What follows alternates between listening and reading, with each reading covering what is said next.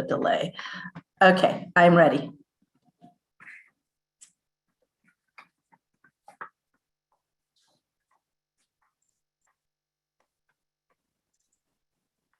Okay. Right. Are we on? We are on. Madam Chair, take it away. Thank you so much. It is 12:03 p.m. and I'm calling the meeting of the WSCCOG to order, and it is December 9th. Welcome everybody. We're going to start with introductions today, and I'm going to call the City of Beverly Hills to introduce your representatives and staff.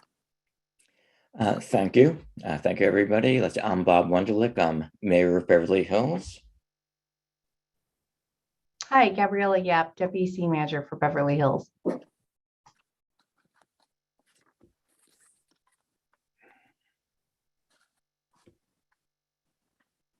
Great. Anyone else for Beverly Hills here today? And I neglected to say it, but I'm the voting representative today from Beverly Hills. Great. Thank you, Bob. Next, let's go with Culver City, please. Yeah, hi everyone. I'm Göran Eriksson, Culver City. I'm the voting member today.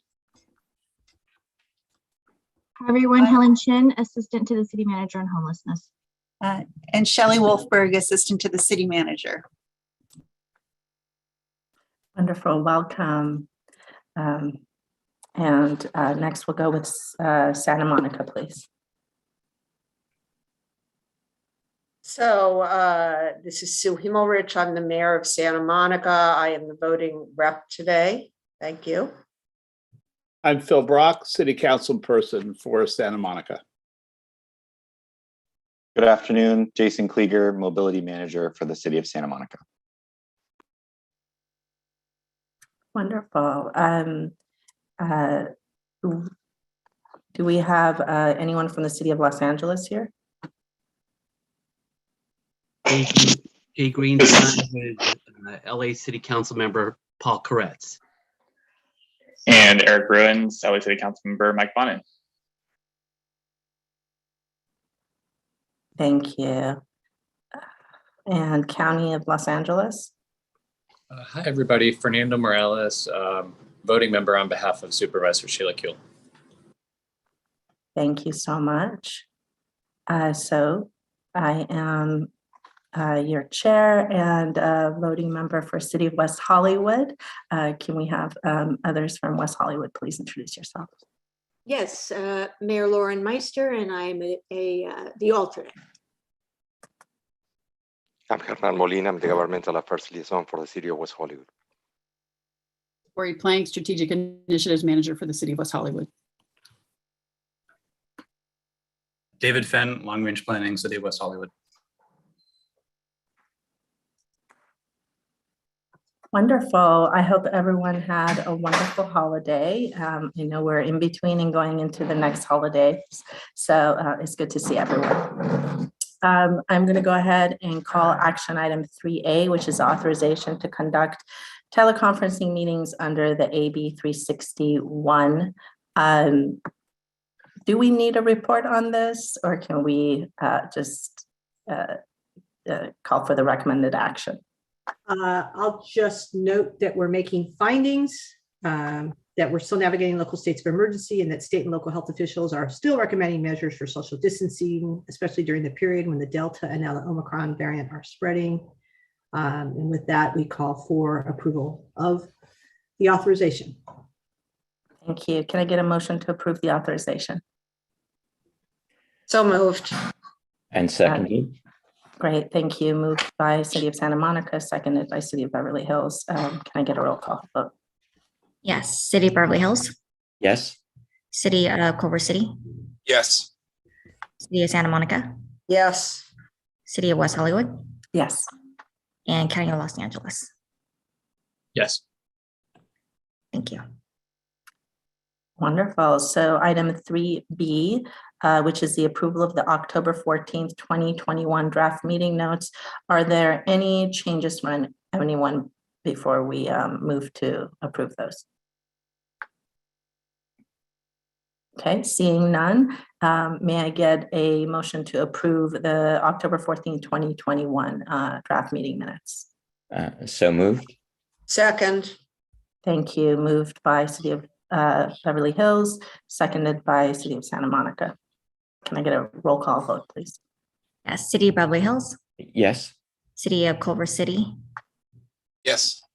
City of Santa Monica, yes.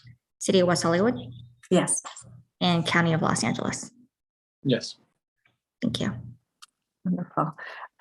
So item 3C is the West Side Development Constraints Costs and Land Use Regulation Policy Action Project. Can we get a, is someone from SCAG going to do the report or? Yeah, I will introduce it, Madam Chair, just for a moment. As you all will recall, SCAG through the REAP program, the Regional Early Action Planning Grant Program from the state, received about $47 million to distribute out to sub-regional entities. Our allocation was $340,000. We had a full work program proposed. We have then been working with SCAG to get approval of that work program, and SCAG then administered a process to select a consultant to carry out the work that we had proposed. And so with that, I'd like to ask David Kiobe from SCAG to talk a little bit about the process and where we are. Okay, thank you so much. My name is David Kiobe. I'm an associate regional planner for SCAG, and I work with the Housing and Economic Empowerment team, helping manage the REAP program. So we released the RFP for the West Side Development Constraints, Cost, and Land Use Regulation Policy Actions in July. And we received one bid from a consultant, Arup, and they included sub-consultants Veronica Tam and Associates and Raymond Associates. So just a little bit about Arup. They have over 34 years of experience working in the sector and have a highly qualified team of planners and economists with local knowledge and experience development constraints analysis, real estate market analysis, performance modeling, cost estimating, and housing production best practices. Their sub-consultants, Veronica Tam and Raymond Associates, have extensive experience in housing policy, general plans, as well as writing ordinances. And they've also assisted over 20 jurisdictions in the SCAG region with housing-related and other planning work, including Culver City, Beverly Hills, West Hollywood, and Santa Monica. The proposal was reviewed and evaluated by a proposal review committee that included representatives from SCAG, Beverly Hills, Santa Monica, Culver City, and West Hollywood. Overall, the proposal was given a high score on the initial review, and this was followed up by an interview with the consultant team because the jurisdictions really wanted to get a feel for their qualifications and also determine if the consultant was familiar with the unique characteristics of the West Side cities. So we had our consultant interview, and they performed even better in the interview than they did in their initial proposal review. And the PRC, or Proposal Review Committee, selected this consultant based on the following. They had demonstrated extensive experience working in the SCAG region and have contributed to several SCAG member jurisdictions' housing elements, as well as bringing skills and development cost analyses and ordinances, which is what the jurisdictions were looking for. Like I mentioned before, Arup has extensive experience in financial analyses for housing, whereas Veronica Tam and Associates have experience with housing elements, as well as analyzing the impediments to fair housing. And Raymond Associates have experience developing ordinances, which is something that their jurisdictions were interested in. They also demonstrated very specific knowledge of the planning landscape for the West Side subregion. And this was really important to the jurisdictions, just realizing that each of these cities are very different, have unique characteristics, and therefore this project would really have to be tailored to each of them, including the deliverables. And they also demonstrated a high capacity to complete the work with having key staff working or going to be assigned to each jurisdiction, and also having a lot of flexibility in terms of their schedule to respond to each of their jurisdictions' timeline related to the housing elements and so forth.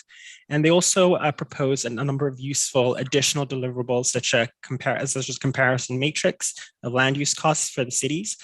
So based on this selection, we are recommending that Arup and their subs, Raymond Associates, as well as Veronica Tam, be selected as the successful consultant for this project. Thank you. Are there any public comments on this? We need No public comment, but we do have a question or a comment from Mayor Sue Hemmelrich from Santa Monica. Great. Yeah, so I do have a couple of questions because one of the things I hate is when you only get one bid on a contract. So I have a few questions. Did anyone check with other vendors in this area to find out why they didn't bid on the contract? So if I may respond, so part of our process, once so the submission deadline closes, is to survey our on-call services panel as to why they didn't respond. The feedback we've been getting is there's just a lot of work out there right now with this REAP funding, and a lot of the consultants are still recovering from the COVID pandemic where they had hiring freezes and also laying off staff. So it's also a bit of a capacity issue for them to ramp up hiring in order to have the qualified team to bid on these projects. And how many of these contracts in the SCAG region have been single bid contracts awarded to ARAP? I don't have the numbers for how many have been single awarded to ARAP, but we have been seeing quite single bids consistently over the last few months. Things are getting a little bit better again as consultant teams have been taking on more staff. Well, so if things are, my only question, and I understand that all of the jurisdictions involved here have used this vendor for this, and I understand the high scores, but, and maybe I'm standing alone, but has anyone considered, in view of the low number of bids going out last summer, that maybe we ought to go out again to see if there are other people interested? That was a discussion that I had with the representatives from the cities. Their concern was a timing issue, just because of how long it takes to release a bid and then review it again. And just based on the proposal they reviewed, the labor rates and the knowledge of the consultant of the West Side cities, they thought this was a very strong proposal, and anything else received wouldn't necessarily be better or more competitive. So they thought, based on these factors, they wanted to move ahead with ARAP. So I just want to lay down a sort of marker here that in general, I personally am opposed to contracts where you only get one bid and do an award. I think that indicates a weakness somewhere in the system. I think you should be able to get more bids for a contract. So I intend to support this since I wasn't there at the inception. But in the future, I would like to see more than one bid on anything we contract out. Thank you. Sue. Yes. Yeah, and I'm not directing that at Mr. Kyobe specifically or at anyone specifically. I'm just saying that as a general point of view, right? And while I will support that, I think it is a better practice that if you only get one bid, you should go out again. So that's where I am on this. Mayor Himmelrich, we heard you loud and clear. I think that there has been a pinch point in this last year, particularly in the housing. There have been so much housing money coming down that consultants are really stretched thin. And though we did not run this process, SCAG did, we've been hearing that consistently through the region. So I am hopeful that folks are hiring up and that we're going to have more competitive proposals. So thank you for that direction. I'm hopeful that we build more and have less opinions, right? That's what my hope. So there we go. Thank you. Thank you.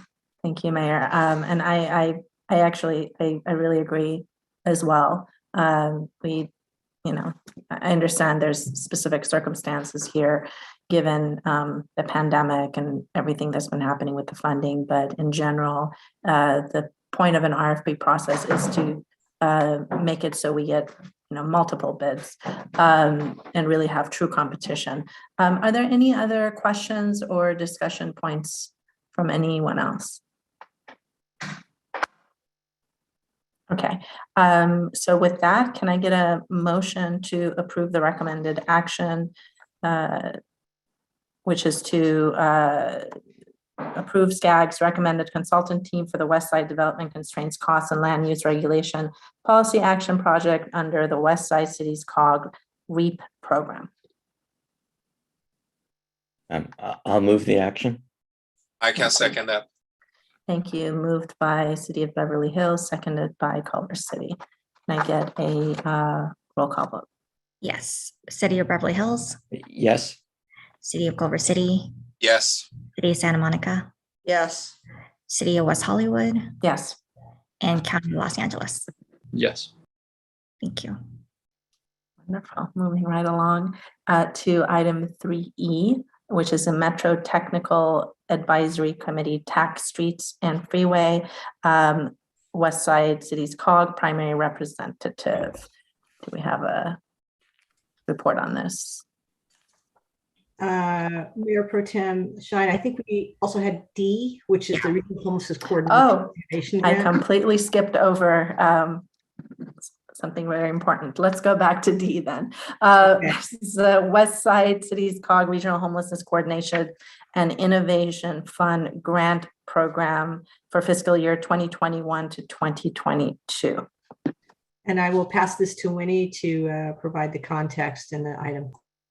Okay, so the County of Los Angeles has allocated more funding to the COG for to both continue the regional coordination as well as approach to prevent homelessness through the innovation funds. So our staff worked with your cities to draft a new statement of work for the new funding, which will begin January 2022 through June 2022. Attached on page 16 is a statement of work, which includes funds to support programs related to rental assistance, guaranteed income, and housing locators, which is really good. The COG is receiving $15,000 to continue our regional coordination with your cities, as well as $450,000 through the Innovation Fund for your cities, which will be distributed evenly among the eligible cities, which includes Beverly Hills, Culver City, Santa Monica, and West Hollywood. Unfortunately, under this program, the City and County of LA is not included within our COG distribution of funds for that. So the county is still drafting the contract agreement, which will be ready later after this meeting. So therefore, for today, we are requesting that the board approve the statement of work. And we spoke with Lauren Langer, our legal counsel, that we request the board delegate authority for the legal counsel to review and approve and execute the contract by the end of this month so that we can have access to the funding immediately in January 2022. And attaches a copy of the last amendment, which the new amendment will look very similar. After June of 2022, it is anticipated that we will receive more funding from the county. It's just that for this fiscal year, the amendment will only cover that portion. I'm happy to take any questions. Any questions? Mayor Sue Himmelrich. Yes. You're on mute. I said, just call me Sue. Sorry, I'm unmuting. So how did the amount of money our COG received compare to the amounts of money received by other COGs? It is based on the 2020 homelessness count. So if you have less in your count, you get less. So it's a head count. Thank you. Okay, gotcha. Any other questions? Okay. And I'm assuming there were no public comments on this? Winnie? I did not receive any public comment regarding this, unless Riley you had. No, I did not receive any public comment. Okay. Was the so everything is in the recommended action. The discussions with Attorney Lauren Langer are in the recommended action too. Okay. Correct. Yes, right. The delegation of authority is in the recommended action, just because we think it'll probably come down next week, and we'd really like to be able to sign off and get the money flowing so your staff has it immediately. Great. I have a question, Winnie. You said we're anticipating more funds. Yes. Does that mean we know what the funds are gonna be, or just we're hoping, what is anticipated? We actually know what the fund is. It's another 450,000 for the innovation fund every 6 months, and as well as additional 15,000 for coordination. There is discussion about ongoing funding, extending just the fiscal year, but looking at a 5-year plan for funding, which is really, really good for us, and we're happy. I think there's Would that get I'm not done with my question. Would that get adjusted if we're doing every 6 months? Does it then get adjusted according to the homeless count? I believe for fiscal year 2022 to 2023, in the next year, that amount has already been established. And we are going to be doing a new homelessness count. So I think the next fiscal year will cover the latest homelessness count, since we didn't really have one last year because of COVID, the official count. Who else had a question? Sue did. Oh, Sue. No, Seppi asked my question. Oh, okay. Perfect. Good job, Seppi. Yeah. So again, because this is just for the end of this fiscal year, we will have to come back with another amendment with the new allocation of funding. So just a heads up, we'll have to do this process again. All right. If there's no other discussions, can I get a motion to approve the recommended action? So moved. And I'll second.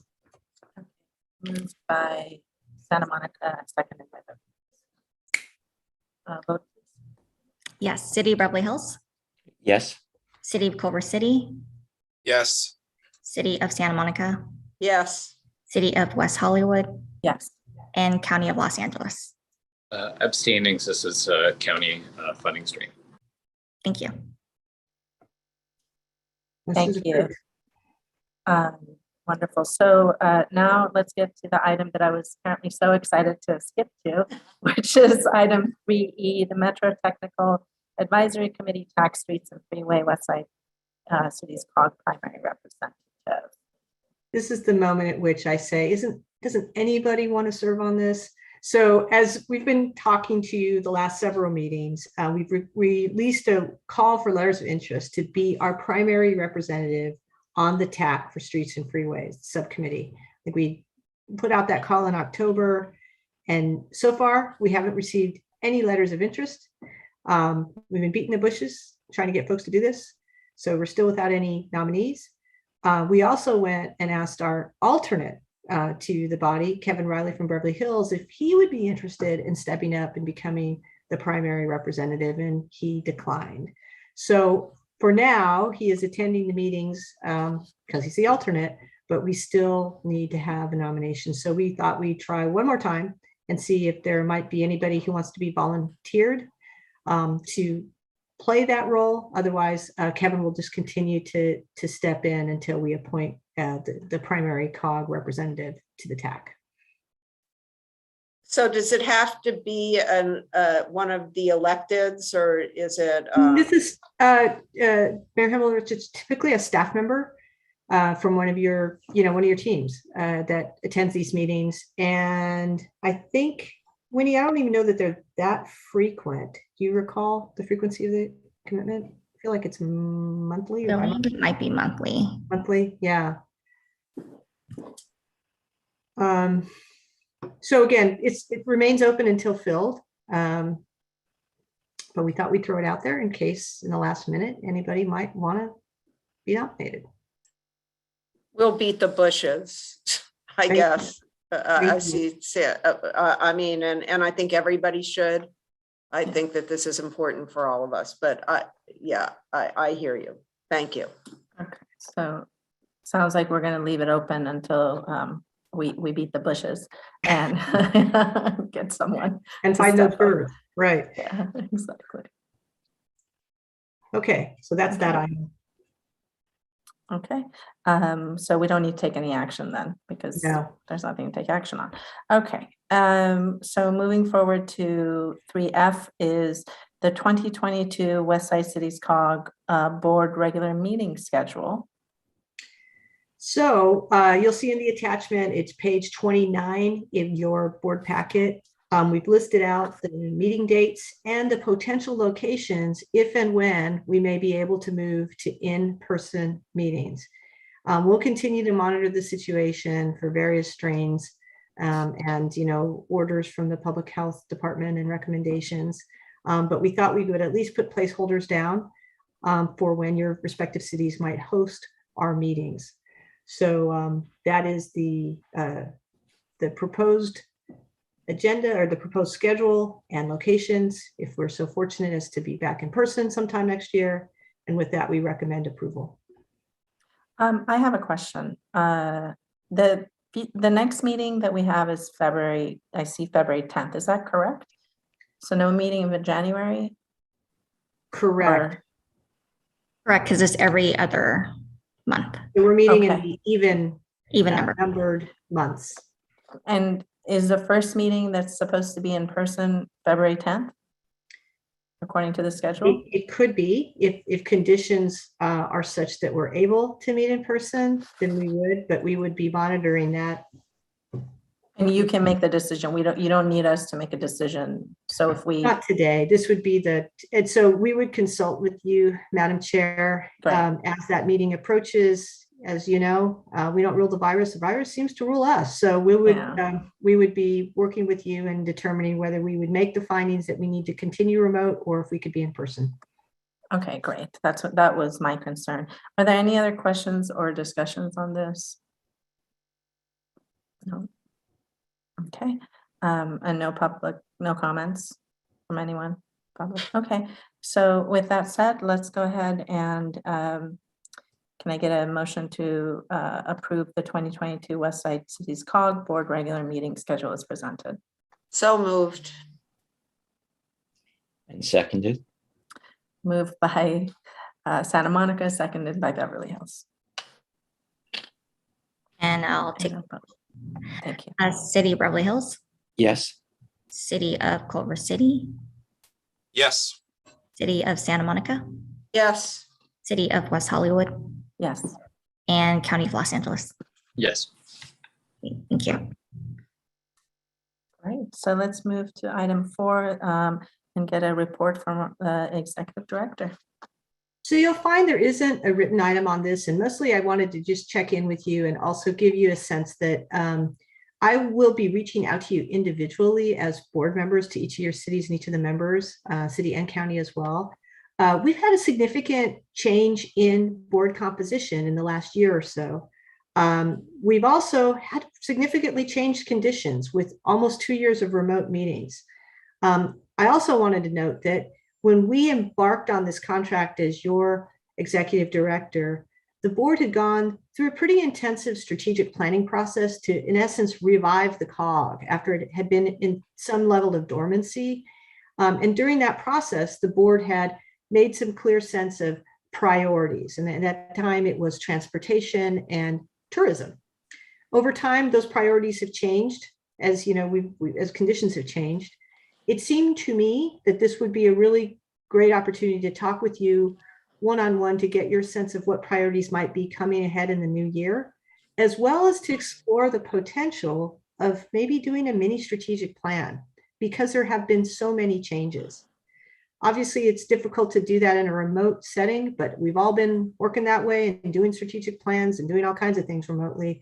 I just wanted to suggest and maybe take the temperature of the board members here today of the appetite for taking a little bit of a pause and thinking more strategically about what you would like the COG to do, what priorities you have for the COG, because we've been basically running down the path of transportation and homelessness and housing are our top priorities. But this is a different board. So we wanted to see if you might be interested in some form of a planning process. And I'll pause there. And I'm sure you have a hand raised. Yes, Culver City, go ahead. Yeah, thank you. I asked a question. I thought I heard that you suggested that we should do a mini strategic plan. I just want to understand what mini is compared to a normal or a maximum. Yeah, Member Erickson, that was just some trepidation on my point about suggesting a strategic plan. That's reflects my apprehension about asking you to do a strategic plan. So I don't have a distinction. I think what I'm really trying to do is get some direction from you all, see if this interests you, and we can frame it up in however way you would like.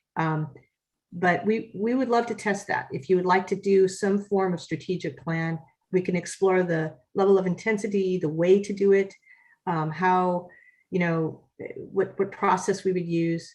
Again, because the board is almost completely, actually is completely new.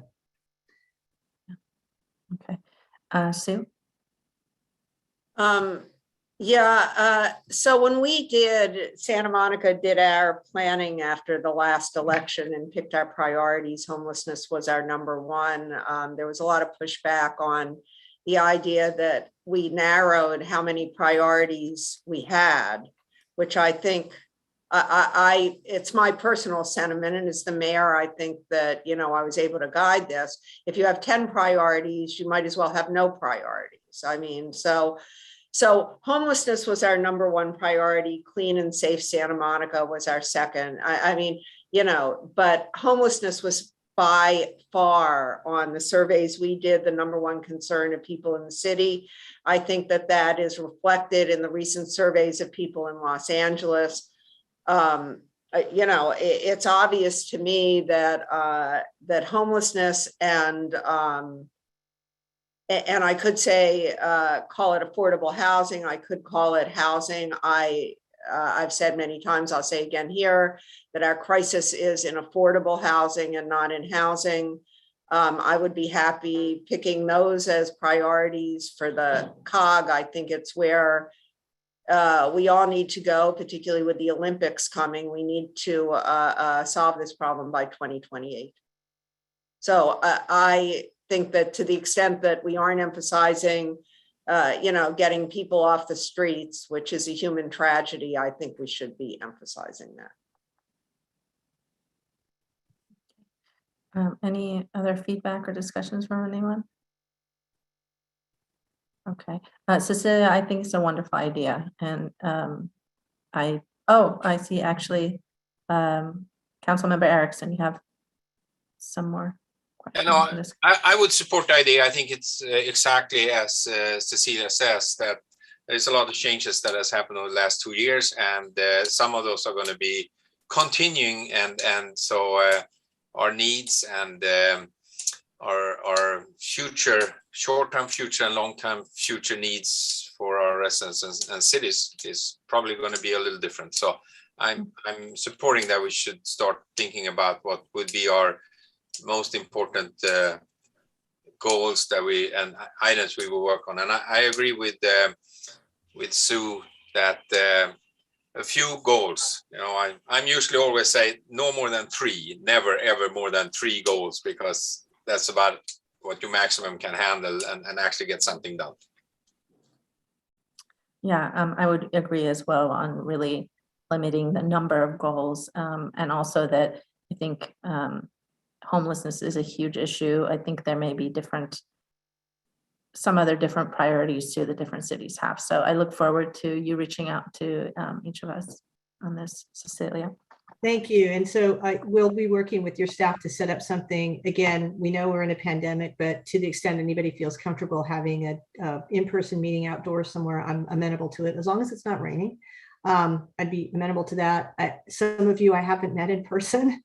I'm happy to meet you wherever you are. The last point I'll note is I will also be asking you how you want these meetings to be run, because when we took on this contract, we got clear direction from the board members then that they hated presentations, and they were adamant about it because I guess they'd been bombarded by very, very lengthy presentations from SCAG and Metro and AQMD and every other agency imaginable. So things like that are very helpful to us. So we try to run these meetings in a way or structure them in a way that reflects your needs. So thank you for your time on this one, Madam Chair, and that concludes my report.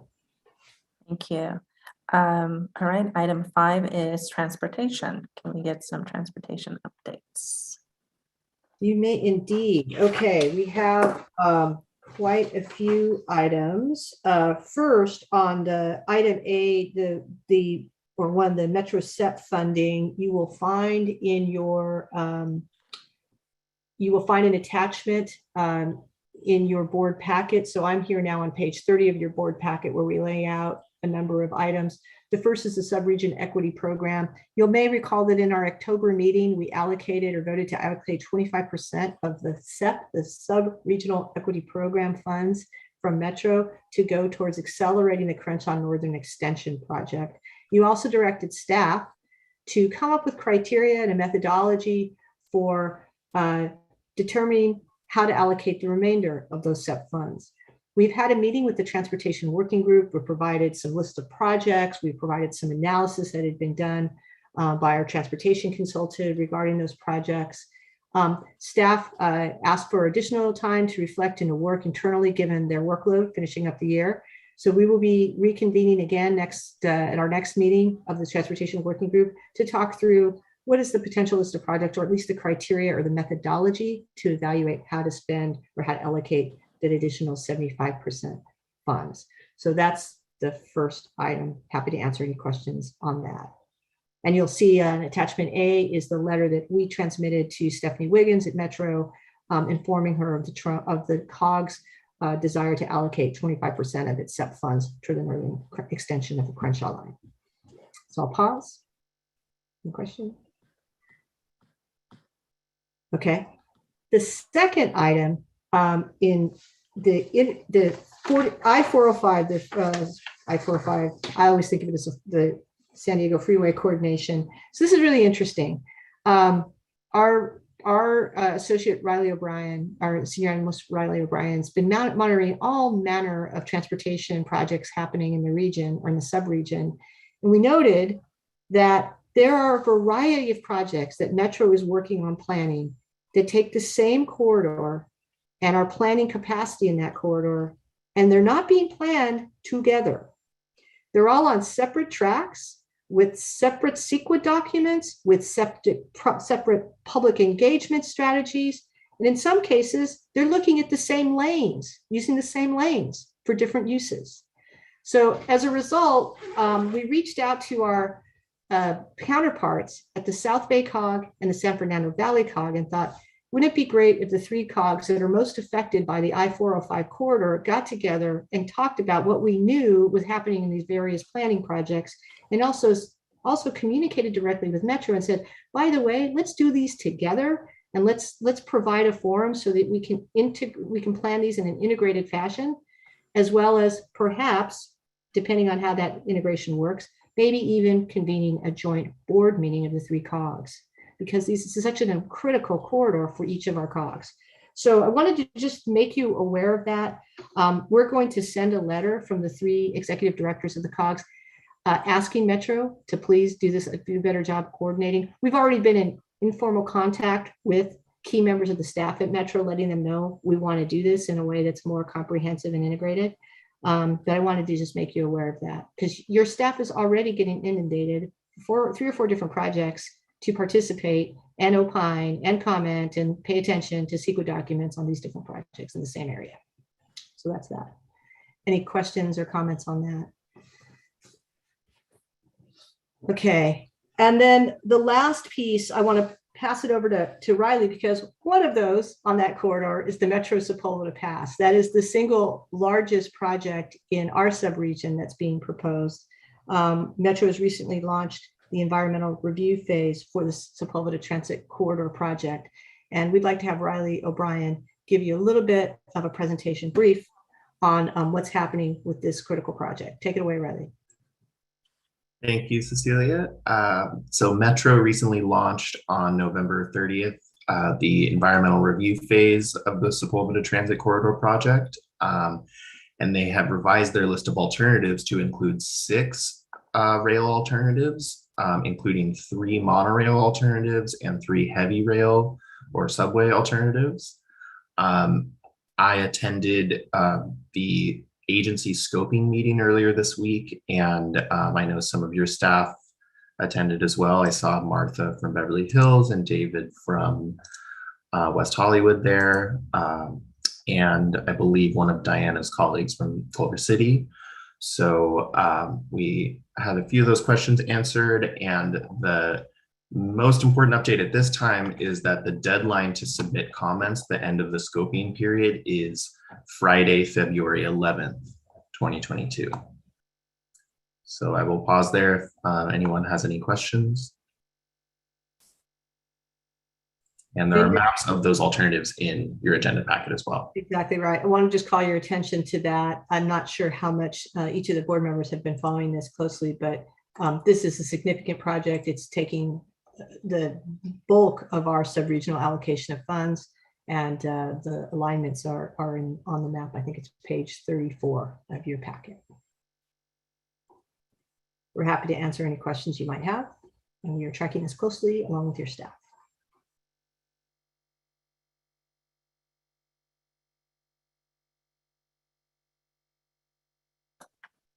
Thank you. So then item 5B, extending the Bologna Creek Bike Path presentation by Michael Schneider and Streets for All. Good afternoon, everybody. Sorry, Seppi, are you ready for me? Okay. I'm just going to ask Cecilia to cue it up for us. Apologies. No, it's okay. I wanted to just note that that Mayor Alex Fish of Culver City asked us to place this on the agenda, and so asked us to enable Michael to provide a brief presentation on this project. Take it away, Michael. Thank you. I'll be brief. So good afternoon. I am Michael Schneider, the founder of Streets for All, an organization in the LA area fighting for protected bike lanes, dedicated bus lanes, and fighting climate change. So I'm excited to present briefly on extending the Bologna Creek Bike Path. And I think there was some miscommunication. I was hoping this would be on the action calendar so you guys could actually vote for a letter of support. That is the goal. I don't think that was done. So the ask would be, if you like what you see, hopefully that can be done at your next meeting. So let me go ahead and share my screen. All right, so I'll go through this quickly and happy to answer any questions. The Bologna Creek Bike Path, if you're not familiar with it, was built in the 1970s along Bologna Creek. It currently starts at the Pacific Ocean and runs to Sid Cornenthal Park in the city of Culver City. It was intended and envisioned to go all the way to Venice and Cochrane, where the creek ends, and they basically phased it and never did phase 2. So the point of this project is to extend the bike path to where the creek ends at Venice and Cochrane. It would give people living in mid-city car-free way to get to the west side, Culver City, Westchester, Marina Del Rey, Santa Monica, etc. It's an alphabet soup of government bureaucracy. We have the city of Culver City, the city of Los Angeles, Caltrans, LA County, and the U.S. Army Corps of Engineers, but that's all. Here's what the project looks like. So in the bottom left, this is where the bike path currently ends at the park, and the top right is where it would end. And there's a number of treatments and interventions along the way to get people safely there. This is also an equity project. It connects a lot of lower income communities, Baldwin Hills, West Adams, etc., to jobs on the west side, including Culver City. So this is a great car-free way to get to those job centers. It also connects a number of retail locations and other things along the corridor, as you can see here. Schools. It's also a water project. This project would provide enhanced flood control, groundwater augmentation, beautification project, help mitigate the heat island effect, restore habitat, and also give people some environmental education along the way. I will quickly show you some before and afters. So this is where the bike path currently ends. It's in Cornenthal Park in Culver City. This is the way it would look. If we zoom in on that, there would be a bridge that would cross from the west side to the east side. After we get to the east side, part of this is private property. It's a developer called Redcar. They're already building what they call a boardwalk project. So this would fit in very nicely with their boardwalk project. Really beautiful space for people, trees, and of course, the bike path. This is what it looks like today. Once we get up to Washington, we would provide a safe way to cross the street with a signal. And at La Cienega, the same thing with a signalized crossing. And then we get into the fun part, which is the 10 freeway. And there are 3 options. We're working with Caltrans right now to identify the best option. So the very best option is to follow the channel, which would go under the 10 freeway. The reason that's challenging is that it goes into the creek itself a little bit. And while I don't think any of us in our lifetimes have ever seen this creek even half full, according to the U.S. Army Corps of Engineers, that could be an issue with flood control. We are working on options for that. So for example, graded material, so the water could just go through it if it had to, and other things. But this would be a challenging option to get through U.S. Army Corps of Engineers. Here's one more before and after of the way it could look. If that is not possible, or if the bureaucracy proves to be too laborious for the project, option 2 would be a bridge over the 10 freeway. So this is not a very detailed rendering, but you can get the idea of going all over this infrastructure. This is expensive, but also possible. There's precedent for it in LA County. The third option is a path. And while it's not the most direct option, it's definitely the cheapest. And we could always do the path first and come after and do the underpass. The path would basically go in between the freeway and private property, come out on Fairfax, and then continue along DWP property in between the freeway and there to connect back up to the creek. Once we get past the 10 freeway, Fairfax and Cologne, we'd have another crossing with a light. And then Cologne Street already looks like this for part of it. So we just put some greenback sharrows and be good to go. It's a very calm residential street. And then the rest of the conditions looks like this. This sort of disused dirt. So we would add greening elements, and the bike path, again, would look like this. At Hauser, it would look like that. And then at the very end at Cochrane and Venice, it would look like that, with a very brief greenback bike lane to get you to the bike lanes on Venice Boulevard. And lastly, there's an opportunity for a new park in a very park-poor part of the city where we could make that space into that. We've already gotten letters of support from the Baldwin Hills Conservancy, the South Robertson Neighborhood Council, the West Adams Neighborhood Council, the Los Angeles Bicycle Advisory Committee, the Mid-City Neighborhood Council, and the City of Culver City. And we're expecting this week or next a support letter from Holly Mitchell's office. She really likes the project, and we would love to have your support as well. Happy to answer any questions. Thank you so much, Michael. I see Sue has a question. Yes, and thank you for the presentation, Michael. You've said who your supporters are. Do you have any opponents of the project? Not at this time that I'm aware of. It's a project that goes along existing right-of-way, doesn't detract from car space, which is usually the tension with these projects. So not that I'm aware of. And what kind of integration does it have with the program of the Corps of Engineer to turn the wetlands into a freshwater wetlands? It doesn't. I believe the majority of that, well, I know there's several efforts along the creek. I believe there's a big effort going on in Marina del Rey right now. But this would be completely separate from, for example, getting rid of the concrete and returning it to more of a natural habitat. So it's a standalone, is what you're saying. It's not connected with these other projects. Is that right? Correct. And I don't think it would interfere with those other projects either. Thank you. Are there any other questions? Just a clarification, actually, if I may, Madam Chair. Yes. Michael, you're asking for this to be agendized for letter of support, but is there a funding allocation that you're expecting out of this, or something out of our multi-year sub-regional program? Just trying to get a sense of the budget application implications for the region, sub-region. If you guys want to provide some sort of funding support, that would be awesome, but that is not the ask. We are trying to get this to be an official project, probably at Metro or LADOT, we're not sure yet. And they would apply for appropriate grants. We're hopeful with the state budget surplus and the infrastructure bill and all this sort of money falling from the sky all of a sudden that a project like this could get funded. Thank you, Michael. I see Councilmember Erickson has his hand raised. Go ahead. Yeah, so the absolute majority of this project is in the city of Los Angeles. So that's why LADOT and then for Metro, already the Bayona Creek bike path that passes through our city is a supported bike facility. So So that's really where we should go and find the financing.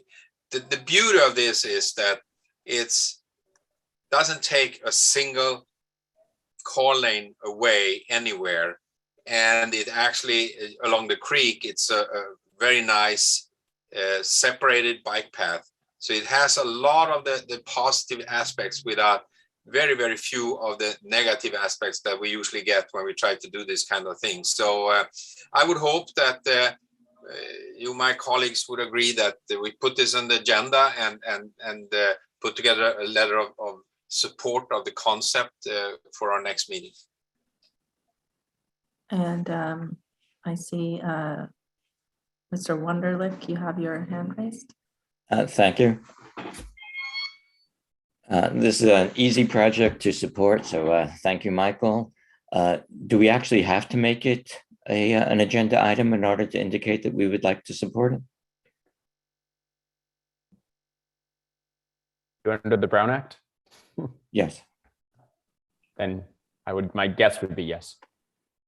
Well, for Cecilia, does this have to be an agenda item for us to indicate our support? I mean, you can direct staff to work in favor of this. I don't think I don't know, Lauren, there's not an actual, maybe we can agendize it for formal action, but.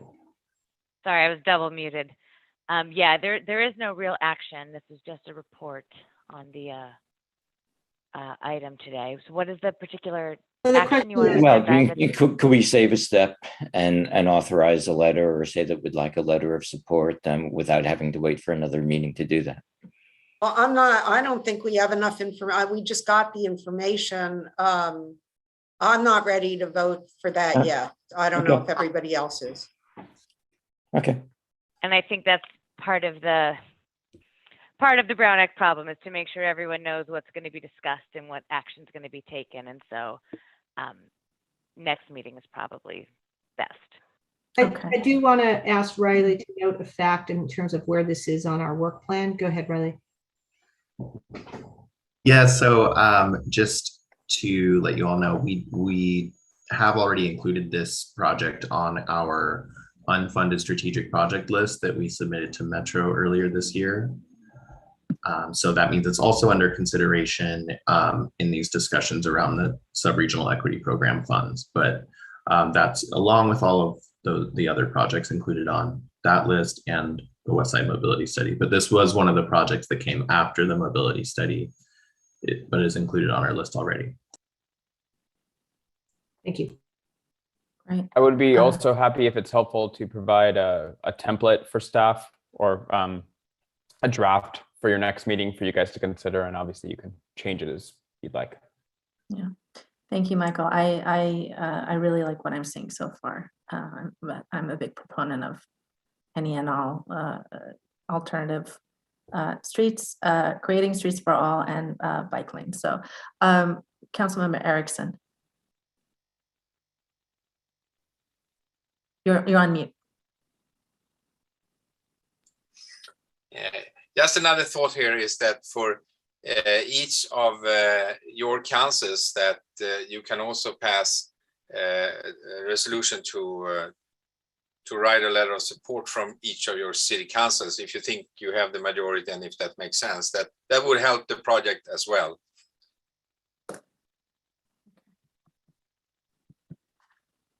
Thank you. Do you have enough direction, Cecilia, to bring this back? We'll bring it back for the next meeting to agendize it. And Mayor Himmelrich, if there's particular information you'd like us to gather from the proponents, we can do that in advance of the meeting so that folks have what they need to consider that proposal. You need me to return, or is this presentation sufficient for you to consider the letter? Michael, we'll talk with you offline about how to proceed. Okay, yeah. Great. Thank you. Thanks for your time. Thank you. Wonderful. So now moving on to item 6, homelessness and housing. We are ready for a report. Okay, and we'll send this over to Winnie to talk through all items. Thank you. I'll go really quick since there's some other items on the agenda. Just really quickly, back in 2019, we embarked on developing a sub-regional strategic action plan on homelessness. And that happened around late 2019, where we convened an ad hoc group. Unfortunately, it was placed on hold to allow your cities to address some of the immediate needs during the COVID pandemic. But this year we got back on it and we started interviewing your cities and identifying what are now our key regional priorities post-COVID and recovery efforts. So we're still working on the plan now, and we'll plan to present something to you all in February of next year at our next meeting. Also on the agenda packet, as we alluded to at our last meeting, we are doing a lot of advocacy efforts and drafting letters of for more funding from the Department of Mental Health, as well as providing comments regarding the federal strategic plan on homelessness. So that's the updates on the homelessness front. Regarding housing, I just wanted to announce that SCAG is hosting a Housing Leadership Academy. It's a 10-month program geared for city elected officials and staff. So we all encourage you to apply. The applications are due on January 10th, and there's more information in the packet. And lastly, we've approved one of the projects under our COG's Regional Early Action Planning Program, REAP. We have another RFP coming out soon, and this is for the project on affordable housing funding program. In the past, we've always talked about funding needs. So we are going to seek a consultant to look at what are some of the options, including a housing trust fund, a land bank, and other resources that our cities can tap into for affordable housing. So that is our quick update on that. We will endeavor to get multiple bidders on that project. Yes, we will ensure. Even though we don't run that, I believe SCAG will run that procurement, but we'll certainly spread the word through all of our networks and encourage cities to do the same. Thank you. Okay, item 7, which is legislation. Looks like we have a report from the League of California Cities update. Yes, good afternoon, everyone. Jeff Kiernan with the League of California Cities. In addition to the written report that's at the end of your packet today, I wanted to just make mention of a couple things. First of all is our holiday party this evening downtown at the California Club. Hope to see some of you there. That is, of course, in conjunction with the Contract Cities Association and the Independent Cities Association. So we have more than 200 RSVPs, so we should expect a good group. I put a couple links into the chat just as supplemental information, but we did, our board of directors met last week and set our strategic priorities as a statewide organization for next year. If I can summarize them quickly, it would just be seeking affordable housing funding, seeking infrastructure funding, seeking funding and resources for homelessness, and then preparing for disasters and effects of climate change. I'll make note also that the Los Angeles County Division of the League of Cities is meeting this Saturday to discuss our 2022 strategic priorities as well. Also during the board meeting, they discussed the potential ballot measures that may appear on the November ballot of next year. The board did take action to oppose a proposed ballot measure by the California Business Roundtable that would greatly reduce the ability of cities to, cities, the state and counties to raise revenues.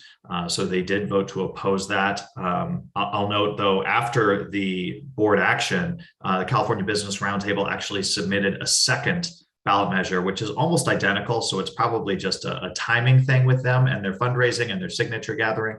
I anticipate that whichever one of those, if either of them move forward, we would be opposed to that measure. Also, the board took up the brand local control initiative, the Build Brand initiative from Redondo Beach. We had a working group of our policy committees that looked at this. They couldn't come up with a consensus on a decision. Our board similarly looked at it and also noted concerns about some of the drafting of the initiative. And they have directed staff to provide more information on some of the ambiguities that could be there in that language that would lead to lengthy court battles should the measure pass, and ultimately leave the outcome of the ballot measures in doubt.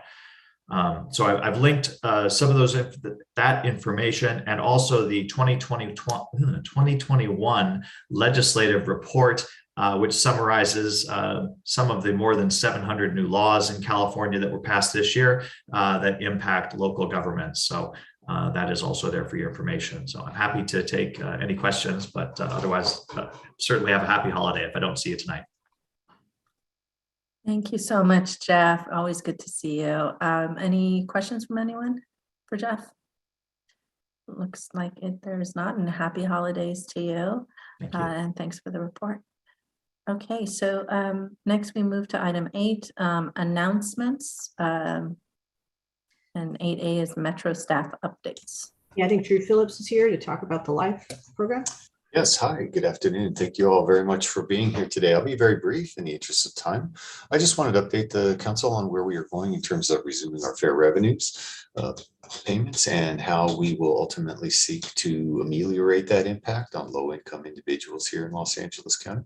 As you are aware, we are scheduled to resume fare payments on our bus system beginning January the 10th. In order to seek to ameliorate the impact of that on people who've been not paying for the last year and a half as a result of the pandemic, our board voted to implement a 50% promotional program for 6 months on regular passes. That would be 30-day, 7-day, and 1-day passes currently on the Metro system. Also recognizing that a significant amount of ridership and transit here in Los Angeles County represents low-income individuals, our board has requested and directed that we take actions to expand the accessibility and availability of low-income subsidies to individual riders here in Los Angeles County. We have taken a number of actions to increase accessibility on the system. We developed a portal that people can sign up directly online. We have allowed individuals to provide self-certification so we can reduce some of the administrative burden in terms of signing up for the program. And one of the things we're offering is a 90-day pass incentive for those new members of the program who sign up between now and January the 10th. If they do so, that pass will be available to them beginning on the 10th on any participating operator. And for those individuals who may sign up after the 10th in terms of the reception of fares, they would receive a 90-day pass, approximately 24 to 48 hours. I'd like to personally thank Santa Monica Big Blue, Culver City Transit, as well as LADOT as participating members in the program. We also have had Culver City and Big Blue reach out to us in terms of being able to accept applications through their transit stores, and those are being processed and provided to individuals who are able to receive a transit subsidy. The LIFE program itself provides a $24 per month subsidy for monthly passes, or a $6 subsidy on the equivalent weekly pass. That's irrespective of the cost of the pass itself. That is the standard subsidized value. So when we resume fares here at Metro, for example, what would ordinarily be a $100 monthly pass will be reduced to $50 as a result of the 50% discount, and it would further be discounted as a result of the life subsidy being applied to it. So that would make that a $26 pass. So really what we're requesting of members of the council, for those of you who would know individuals, specific groups, or have constituencies in low-income communities, we very much want you to be able, we would like, if you could at all, spread the word of the expansion of our program, the real value we think it brings to people. I know our community relations folks have issued a toolkit to each of the particular cities so that they can have some sort of digital media on hand if you're interested. Otherwise, if you don't have it or you're not aware of it, certainly we can provide to make that distribution through the COG itself.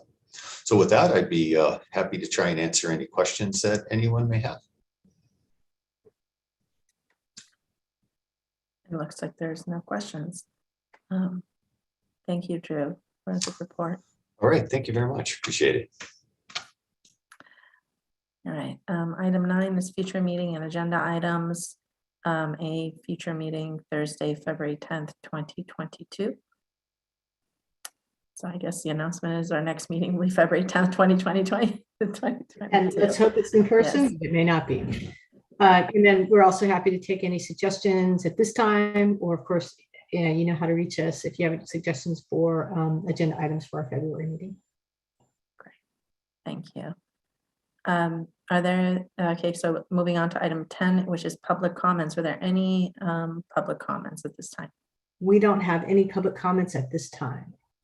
All right, then with that said, I want to thank everyone for being here and wish you all a happy holiday and a happy new year, and be safe because we won't see each other until February as a group. So it is 1:08 p.m.